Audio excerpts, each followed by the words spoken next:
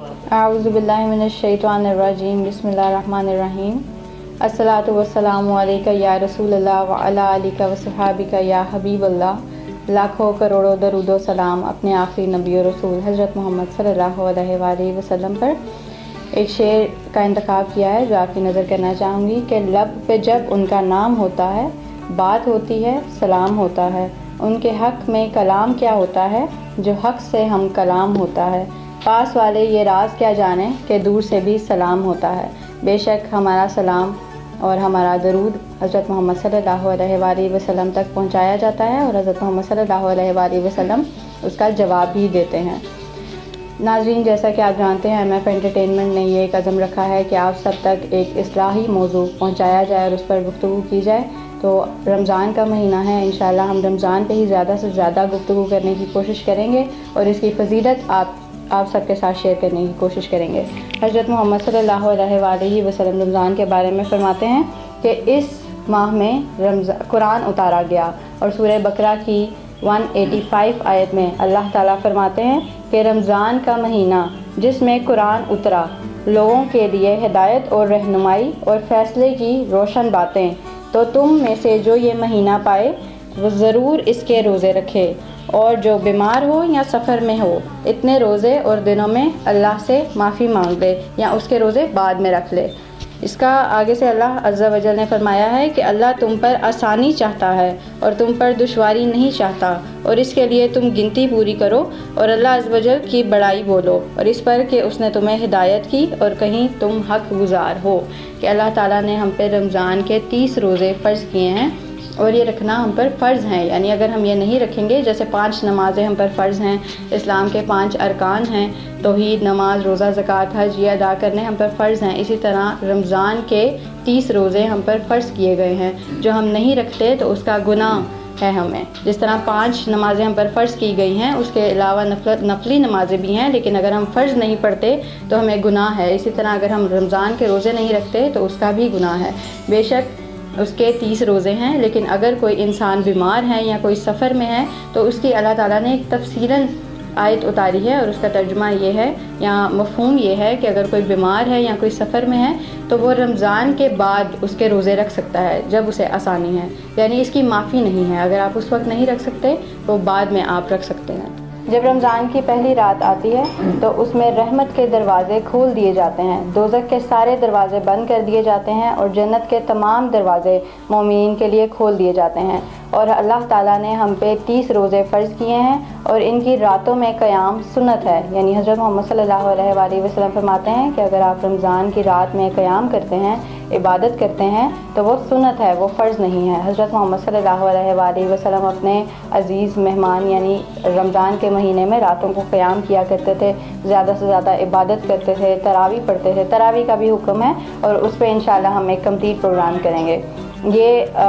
जो रात में इबादत करते हैं, रात में क़याम किया जाता है, उसका सवाब 70 गुना बढ़ा दिया जाता है। अगर रमज़ान की रात में कोई एक नमाज़ पढ़ते हैं तो 50 फ़र्ज़ नमाज़ों के एवज़ उसका सवाब हम तक पहुंचाया जाता है और 70,000 फ़रिश्ते इसी काम के लिए मखसूस कर दिए जाते हैं कि जो मोमिन, जो मुसलमान रमज़ान की रात को क़याम करे, रमज़ान की रात को नमाज़ पढ़े, रमज़ान की रात को कुरान पढ़े, रमज़ान की रात को इबादत करे, अल्लाह को याद करे, तो 70,000 फ़रिश्ते उस मुसलमान के लिए सारी रात, सारा दिन, यहाँ तक कि पूरे 30 रमज़ान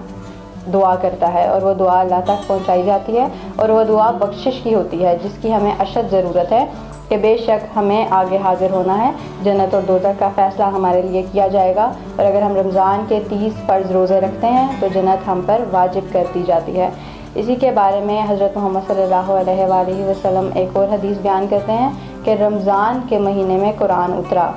और 27वीं यानी लैलतुल क़द्र के बारे में एक कंप्लीट आयत उन्होंने बयान की है कि 27वीं की रात लैलतुल क़द्र की रात है जिसमें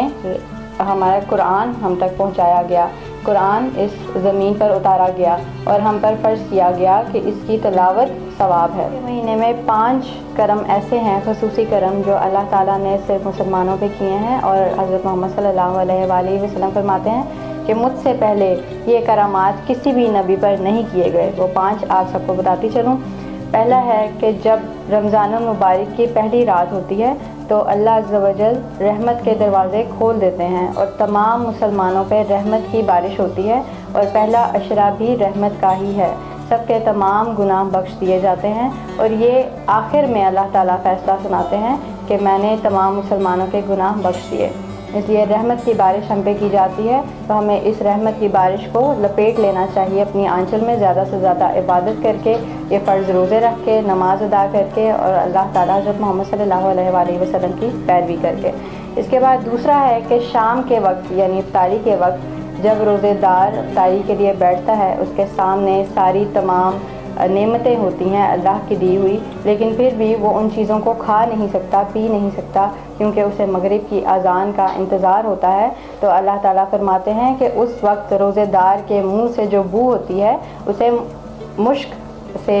تشبیہ دی گئی ہے، اور فرمایا کہ وہ بدبو میرے لیے مشک سے بھی بہتر ہے۔ ایک بار حضرت موسیٰ علیہ السلام رضی اللہ تعالیٰ عنہ فرماتے ہیں کہ یا اللہ، میں نے آپ کا دیدار کیا ہے، میں آپ سے ملا ہوں، میں نے آپ کو دیکھا ہے، تو کیا مجھ سے زیادہ قریب آپ کے ہے؟ تو اللہ تعالیٰ فرماتے ہیں کہ اے موسیٰ، جب میرے نبی کی امت روزے رکھے گی، فرض روزے رمضان کے، اور افطار کے لیے بیٹھے گی، اور اس کے سامنے تمام وہ چیزیں ہوں گی جو وہ کھا سکتا ہے، لیکن اسے صرف ایک مغرب کی اذان کا انتظار ہوگا، اور اس وقت جو وہ دعا کرے گا وہ دعا میں اسی وقت قبول کر دوں گا، تو اس وقت میرے اور اس کے درمیان ایک پردے کا بھی فاصلہ نہیں ہوگا، تم سے زیادہ قریب وہ مومن ہوگا میرے۔ اس وقت تمہارے اور میرے 70 پردوں کا فاصلہ ہے، لیکن میرے اور اس مومن کے درمیان ایک پردے کا بھی فاصلہ نہیں ہوگا۔ تیسرا کرم یہ ہے کہ اللہ تعالیٰ اپنے فرشتوں کو حکم دیتے ہیں کہ 70 فرشتے ایک مسلمان کے لیے مخصوص کر دیے جاتے ہیں کہ میری امت کے اس مسلمان کے لیے جو رمضان کے روزے رکھتا ہے دن رات مغفرت کی دعا کرے، اور اس انسان کو فرشتوں کی دعا کی وجہ سے بخش دیا جاتا ہے۔ بے شک اللہ تعالیٰ ہر مومن کو حضرت محمد صلی اللہ علیہ وآلہ وسلم کے وسیلے سے بخش دے گا۔ تو ہمارا چوتھا کرم حضرت محمد صلی اللہ علیہ وآلہ وسلم کی امت پر یہ ہے کہ اللہ عز و جل جنت کو حکم دیتے ہیں کہ میری امت کے لیے یا میری مخلوق کے لیے، حضرت محمد صلی اللہ علیہ وآلہ وسلم کی امت کے لیے آراستہ ہو جا، یعنی کھل جا، اور جو ان قریب دنیا کی مشقت سے میرے گھر آرام کرنے کے لیے آئے گا۔ حضرت محمد صلی اللہ علیہ وآلہ وسلم رمضان کے بارے میں ارشاد فرماتے ہیں کہ اگر میری امت کو یہ معلوم ہو جائے کہ رمضان کیا ہے تو وہ خواہش کرے گا کہ کاش پورا سال ہی رمضان ہو۔ جب ہم اللہ تعالیٰ کے حضور سجدے میں جاتے ہیں تو اگر تب ہمیں معلوم ہو جائے کہ سجدہ کیا ہے تو ہماری یہی کوشش ہو، یہی خواہش ہو کہ ہم پورا سال، پوری زندگی، جتنی دیر ہماری سانسیں چلتی ہیں وہ سجدے میں ہی چلیں، لیکن ہم اس بات سے بہت باخبر ہیں، اور ہمیں کوشش کرنی چاہیے کہ زیادہ سے زیادہ دین اسلام کو جاننے کی کوشش کریں، کیونکہ یہ دنیا یہیں پہ ہی رہ جانی ہے، ہم نے آگے جواب دہ ہونا ہے، اور نماز، روزہ، زکوٰۃ، حج اور توحید کا سوال کیا جائے گا، اور ہمیں اس کی تیاری زیادہ سے زیادہ کرنی چاہیے۔ جب ہمارا ایگزام ہوتا ہے، پیپر ہوتا ہے، تو ہم اس کی تیاری کرتے ہیں، ہمیں ڈانٹا جاتا ہے، مارا جاتا ہے کہ آپ پڑھو گے تو کچھ بنو گے، لیکن ہمیں آخرت کی تیاری کے لیے نہیں کہا جاتا، کیونکہ ہم اس چیز سے بالکل باخبر ہیں کہ ہم نے آگے جا کے کن سوالوں کے جوابات دینے ہیں۔ ہمیں کوشش کرنی چاہیے کہ زیادہ سے زیادہ آخرت کی تیاری کریں، نماز پڑھیں، روزہ رکھیں، غریبوں کی مدد کریں۔ پھر حقوق اللہ اور حقوق العباد ایک بہت ہی وسیع موضوع ہے کہ بے شک ہمیں بخشنا اللہ تعالیٰ نے ہے، ہم ان کی عبادت کرتے ہیں، حضرت محمد صلی اللہ علیہ وآلہ وسلم کو مانتے ہیں، ان کی پیروی کرتے ہیں، بے شک وہ ہمارے لیے ایک بہترین عملی نمونہ ہے، لیکن ہمیں حقوق العباد کے بارے میں بھی بہت ہی وسیع طور پہ قرآن مجید نے حکم دیا ہے کہ جب تک ہم کسی کا خیال نہیں رکھتے، چاہے وہ ہمارے رشتہ دار ہوں، بہن ہوں، بھائی ہوں، والدین کی فرمانبرداری ہو یا پڑوسی ہو، جب تک ہمیں ہمارے رشتے یا انسان معاف نہیں کریں گے تب تک ہمیں اللہ تعالیٰ بھی معاف نہیں کریں گے۔ اس لیے صحابہ کرام رضی اللہ تعالیٰ عنہ لوگوں کا بہت خیال رکھا کرتے تھے، اور جیسے ہی شعبان ختم ہوتا تھا، رمضان شروع ہوتا تھا، تو اپنے مال میں سے زکوٰۃ نکالنا اور غریبوں کی مدد کرنا شروع کر دیتے تھے، تاکہ وہ رمضان آرام و سکون سے اور اپنی آسائشات کے مطابق رکھ سکیں۔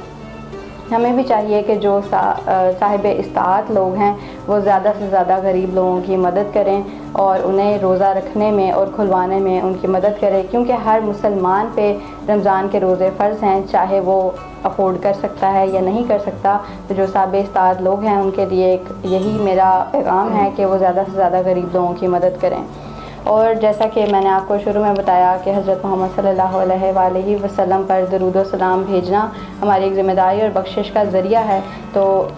کنٹینیوسلی استغفار اور کلمہ اور حضرت محمد صلی اللہ علیہ وآلہ وسلم پر درود بھیجیں تاکہ یہ ہماری عبادت قبول ہو، فرشتے ہمارے لیے مغفرت کی دعا کریں اور اللہ تعالی ہمیں بخش دیں اور ہمیں جنت عطا کریں۔ تو ایک شعر کا انتخاب کیا ہے آپ سب کے لیے، وہ آپ کی نظر کرنا چاہوں گی کہ تخلیق کائنات محمد کے نام پر، اتنی نوازشات محمد کے نام پر، بے نام راستوں کی مسافت میں گم تھا میں، میری بنی ہے بات محمد کے نام پر، شاہد بروز حشر یہ مجھ کو یقین ہے کہ ہوگی میری نجات محمد کے نام پر۔ بے شک اللہ تعالی ہم سب کو اپنے ساتھ جنت میں لے کے جائیں گے، یہ ہمارا یقین ہے۔ ناظرین، انشاءاللہ پھر ملاقات ہوگی کسی نئے پروگرام اور نئے موضوع کے ساتھ، تب تک مجھے اور میری پوری ٹیم کو اجازت دیجیے، اور آپ سب سے التجا ہے کہ اگر آپ کسی موضوع پر گفتگو چاہتے ہیں تو وہ کمنٹ سیکشن میں ضرور بتائیں، انشاءاللہ ہم وہ موضوع آپ سب تک پہنچانے کی بھرپور کوشش کریں گے۔ اب ہمارے پروگرام کا وقت ختم ہو رہا ہے، انشاءاللہ نئی ویڈیو نئے موضوع کے ساتھ دوبارہ حاضر ہوں گے، تب تک اپنی ہوسٹ رشین خالد کو اجازت دیجیے۔ اللہ حافظ۔